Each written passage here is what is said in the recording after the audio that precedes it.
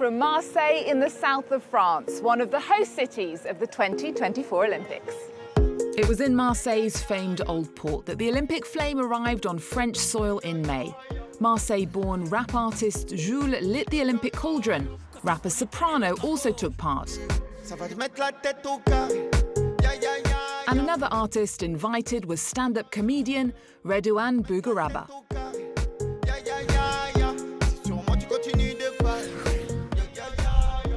This summer, Marseille's Marina will welcome Olympic sailing, windsurfing and kite surfing, while footballers will face off in the city's Velodrome Stadium. With thousands due to descend on this sultry city at the gateway to the French Riviera, it's a chance for Marseille to shine. And one of the city's top cultural selling points is its food.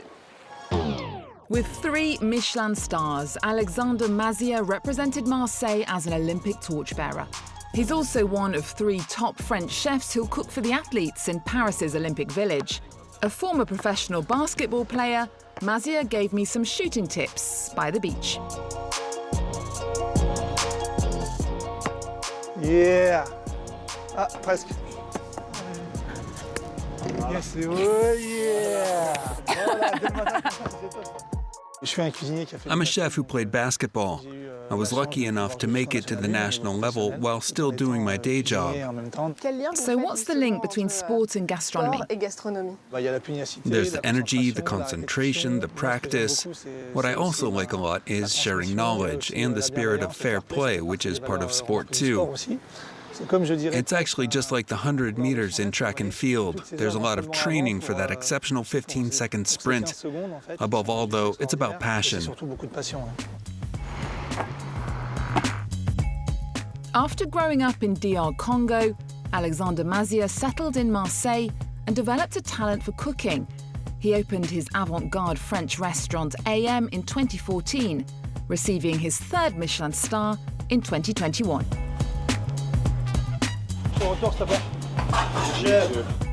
The chef is known for his inventive dishes, which he's adapting into meals to fuel high-profile athletes.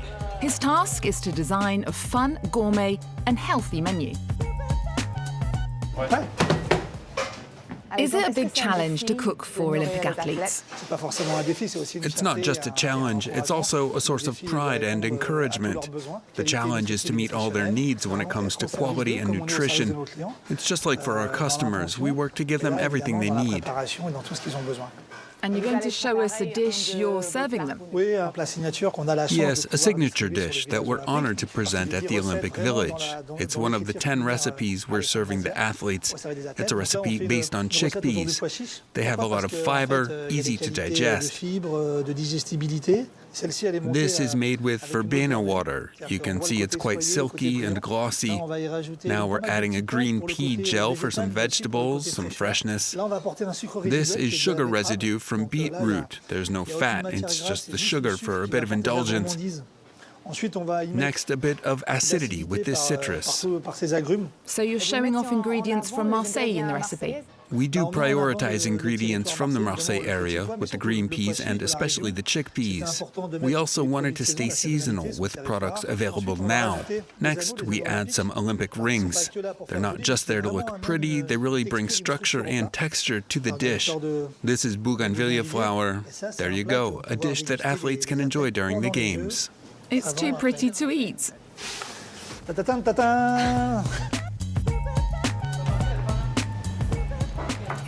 The athletes are lucky. Oui, oui, oui, magnifique.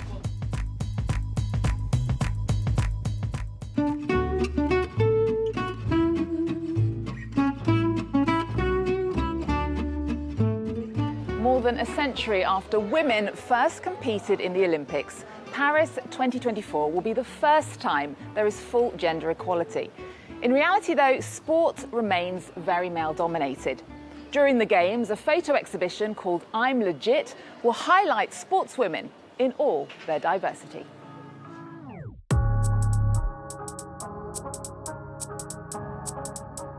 One of the largest skate parks in Europe, this is Marseille's Parc du Prado, the perfect setting for a photo shoot.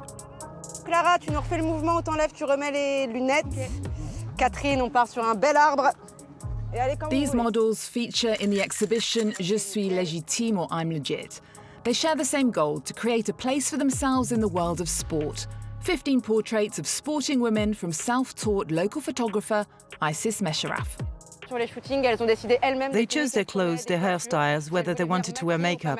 When they asked me for advice, I told them it was important for them to be themselves in the photos and to like their image. Through this campaign, these athletes encourage young girls by showing them all sports like swimming, sailing and rugby are open to them. It highlights Marseille's sportswomen in all their diversity. Women need to see themselves represented in sport. When they feel validated, that's when they will take up more space. Our role is to show them they can do it. I didn't think I could take part in sport because of my disability.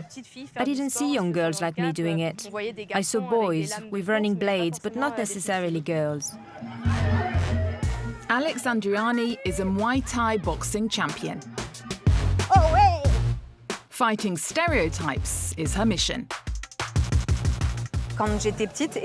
When I was little and until recently, I thought that as a woman, what was expected of me was to be pretty. When I started boxing, I realized that I was strong too, and that I could be even stronger. That's what I wanted to convey through my portrait, strength in a woman's body, because it's possible.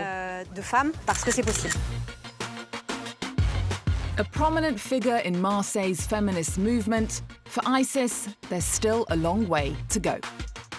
After this campaign, I'd like to see more women in public spaces, not just represented in ads as objects of beauty to please men, but as subjects in their own right. We need to move beyond the objectification of women and let women reclaim their stories. I want the city walls to tell women's stories and not just show their beauty.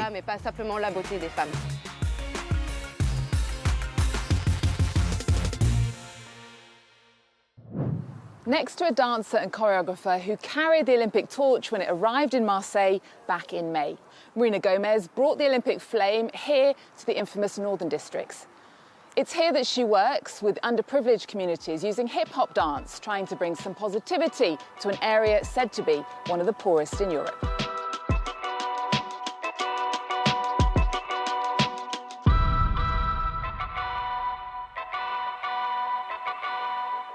Marina, for the Olympics, some of the football will be played in Marseille. What does that mean to people here? We're happy to welcome this discipline because Marseille is a football town.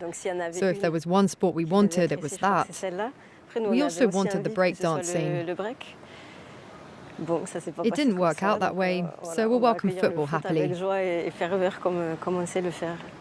what do you think about the fact that breakdancing will compete as an Olympic sport for the first time? We're not that sure, because breakdancing is part of wider hip-hop culture. So we're a bit divided, with breakdancing becoming a sport, but not other dance styles. It means we're no longer in the same category. So it's a bit odd. It does give breakdancing more visibility and resources than it's ever had before, so that's good. Marina, you were a torchbearer when the Olympic flame arrived in France. What did that mean to you? It's something I wasn't sure about at first, because I wasn't sure it was in line with my values.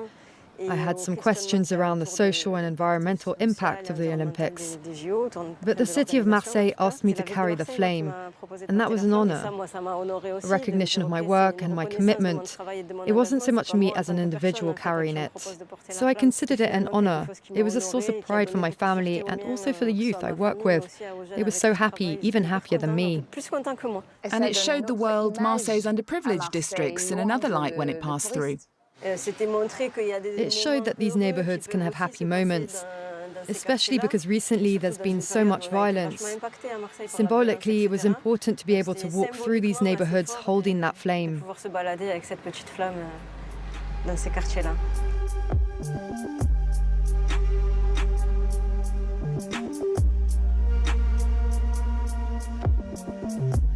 Your work in Marseille's northern districts is at the heart of everything you do. Tell us more about your mission. To give the disenfranchised youth their humanity and their childhoods back. Of course, violence exists here, I'm not denying it, In fact, I talk about it through my choreography. But I think it's time that the underprivileged neighborhoods and their youth are given a voice to speak for themselves. And how do you do that through dance?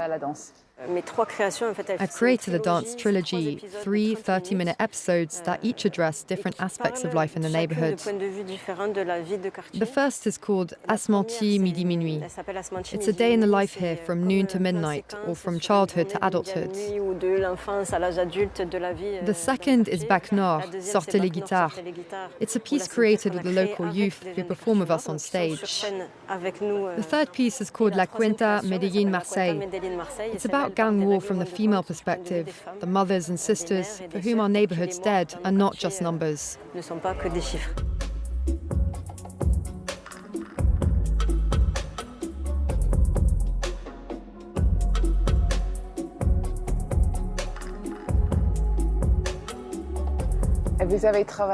And you've worked as a youth psychologist here.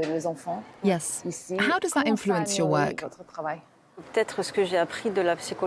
Maybe what I've learned from psychology is really to let people speak for themselves and not to speak for them.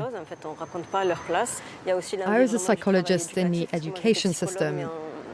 Through that work, I learned to use dance as a tool for empowerment and self-appreciation to improve young people's self-esteem.